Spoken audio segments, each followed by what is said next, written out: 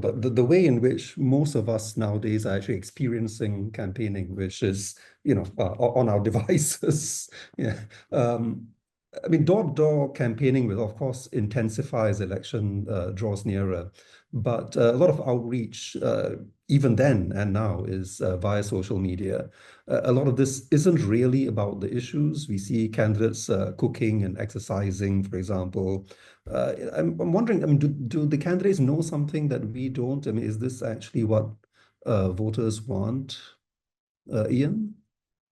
Given short attention spans, given the desire for people to find relatability in people, often, that is what gets attention. That seems to be, at least, I mean, not just in the Singapore case, but I think it weighs quite heavily in Singapore. Or how do I like this candidate as a person? But I think what sometimes gets missed here is the question: is this person a good legislator? Right? Yes, we also ask: are they, given their constituency role, are they good municipal administrators as well? But are they a good legislator? Are they competent at their job? Will they scrutinize with due diligence the whatever comes across the floor of Parliament? That's something that we perhaps miss a little bit in Singapore. Maybe because in general these are not issues we look at, but ultimately I think being an MP is a job. And a lot of us have experience interviewing for a job or interviewing people for a job.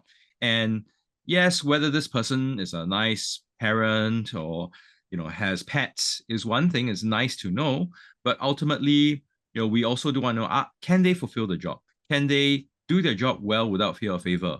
That's something that sometimes gets missed a little bit in our context. And perhaps politicians like to play up the fact that people don't pay so much attention to that aspect of their responsibility. As much as we are choosing our candidates and our leaders that would actually shape the future of our country, we must not also forget that as voters, we are the employers of these MPs, right? If we start to shift our mindset that way and reframe it, then we would actually know the kind of questions that we want to ask them.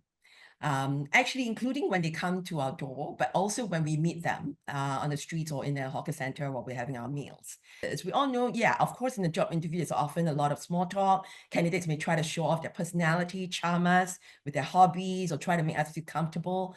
But this is what, do we think that this is what truly matters when we're making a decision? So this should be our approach as voters. We're hiring our leaders to do a serious job. They're managing our country, they're making laws, they're holding the government to account in policies and actions, and ensuring that taxpayers' money, which is our money, is spent wisely.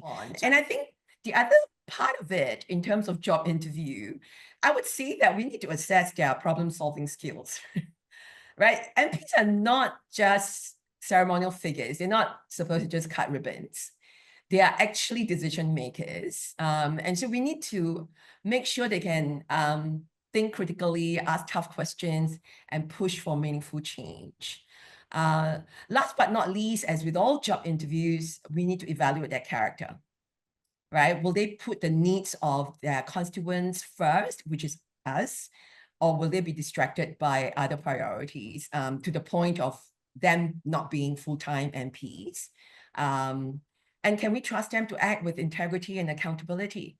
I think if we all sort of, maybe this is a bit of a radical idea, if we all approach the election as we would a job interview, and we being the employers, we might be in a better position to choose candidates who are truly capable. Before that, I want to come back to another expert interviewer, who is Walid. You don't do job interviews, you do teh tarik. But what's your experience been with interviewing politicians? What has it taught you about their preference for soft sound bites? And does this have any relevance to democracy's need for us to deliberate on issues, which I know is an issue you care deeply about as both a citizen and a political scientist? Oh yeah, 100%. Thank you. That question really speaks to me. And I think one of the things that, before I answer that quite directly, one of the things that podcasts tend is they tend to humanize politicians. And I am not a fan of that. Not that I want to dehumanize that, not at all. I just want to really carry on what Anthea and Prof. Yan have already talked about, which is I don't really care if you have pets, you are a good father, right?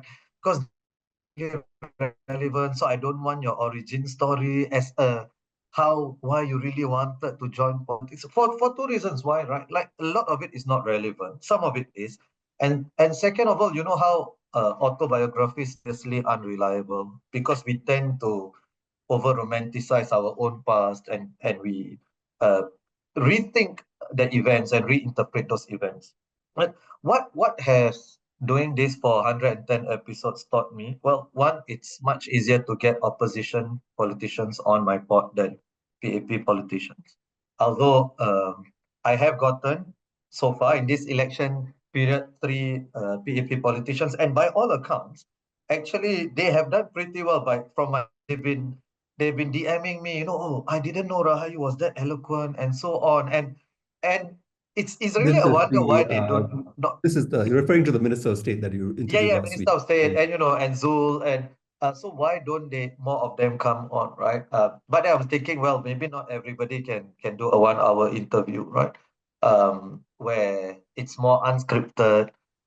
So that's the first thing. And second thing, I have received before politicians who say they want to discuss this issue, and that's where I have to make a judgment call. And I have to think this issue, how important it is, how recent it is. So maybe if it's important, but it's not as recent, right? I could probably also think, okay, I can not ask this, or we cannot discuss it, right? But if this is an issue that everybody is talking about, and you want to come on and you don't want to discuss that, I've canceled episodes before because of that. I won't mention who, but before. What are we going to talk about? The weather or something? If you don't want to discuss something that voters are actually talking about. And it tells me something. If you are unable to stand your ground or explain your policy or explain your party stance or your personal stand on something that voters actually care about, I'll be worried for the state of democracy. As in, honestly, and sometimes I get disappointed uh, because I still have expectations. I so sometimes I get disappointed in certain people when they tell me, "Oh, I don't want to discuss it." And I say, "Okay, fine, we don't come on."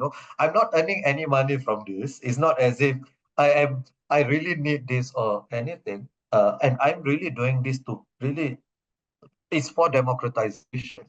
Um, but if having you on is just to give you a platform not to discuss difficult issues, the preference is really for sound bites. The preference is for softball questions, I think, a lot of times.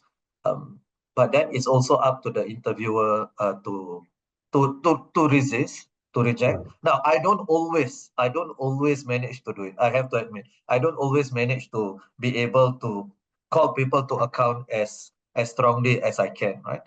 Because also, there's a human element, all of that. But there are still red lines for me, right? If it's something important, like now, if you want to come on my show and you don't want to discuss Palestine, I'm sorry. I mean, we can discuss it for 2 minutes or what, right? But we cannot not discuss it. So there are certain issues that, for me, that we must discuss because voters care about it. Not just because I care about it, because voters care about it. Yeah. I think I guess you could extend this not just to your own show, but and not only to other influencers and podcasters, but I think even more importantly to the mainstream media, right? Oh yeah, I I mean, I think I'm so. sure this sort of conditionality, I suspect, Right. is quite common that newsmakers, and it's not limited to Singapore politicians, celebrities do, 100%. for example, I'm going to give you access, I'm going to agree to this interview, but Yeah, these topics are off limits. exactly. Bring And back the analogy of a job interview. That would be the equivalent of a job candidate coming to the interview and saying, you can ask me about my pets, but don't ask me how to solve this problem. I mean, a job candidate like that would be shown the door immediately. exactly. Right? And I think I would hope that journalists, number one, and secondarily podcasters and so on, understand this for the reasons that Walid has said. You're not doing justice to the Singapore audience or the voter if you let job candidates for politics avoid the issues that albeit controversial, that Singaporeans want to talk about. Singaporean voters are not stupid. They are quite discerning. But if people like myself or even journalists, right, are not asking or not reporting on issues that people are already talking about, I think there is an assumption there that we would be insulting the voter. Yeah, so that. I think it's quite understandable that PAP candidates in particular feel the strong need to come across as relatable because the party, fairly or unfairly, labors under the reputation of being filled with technocratic elites, right? Their office holders are among the best paid in the world. They live in nice houses, while most politicians in all democracies want to be seen as of the people. PAP politicians, I think, for understandable reasons, are exceptionally keen to advertise their humble kampong backgrounds and so on, right? To show that they are not so different from ordinary Singaporeans. How important is it for leaders to show that they are of the people, to convince people that they will be for the people? I have to say that honestly, we all know that coming from a humble background doesn't mean that we stay humble. And so it's really not, it doesn't help us going back to that, right? So I feel like, this is a time maybe to, if you allow me to raise this question or this issue of trust, right?